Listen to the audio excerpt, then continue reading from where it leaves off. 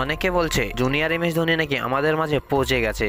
তো কে সেই ব্যক্তি যে আমাদের এম এস ধোনির সাথে কম্পারিজন করা হয়, যে নাকি এম এস ধোনির অবর্তমানে সমস্ত কাজ করতে পারবে, যেমন কি উইকেট কিপিং, মাস্টার মাইন্ড, এবং সে নাকি এম এস ধোনির চেয়েও অনেক ভালো ব্যাটসম্যান। তো কে সে ক্যাপ্টেন্সি সমস্ত কিছু নাকি সে করতে পারবে।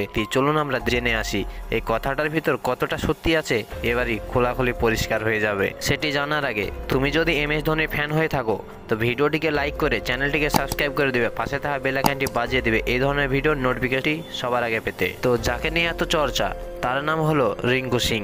রিঙ্কু সিং কি এতটাই ভালো ব্যাটসম্যান যে আমাদের এম এস ধোনির চেয়ে অনেক ভালো উইকেট কিপিং এবং মাস্টার মাইন্ড লাগাতে পারবে? তো যারা এই খবরটি ফেলছে তাদেরকে উদ্দেশ্য করে বলছি, কোন অ্যাঙ্গেল থেকে মনে হয় যে রিঙ্কু সিং এম এস ধোনির চেয়ে অনেক ভালো খেলবে এবং অনেক ভালো ওর থেকে ব্রেন খাটাতে পারবে, মাস্টার মাইন্ড? আরে বাপ তো বাপই হয় আর বেটা বেটাই থাকে, তাই বেটাকে বাপের সাথে তুলনা করো না।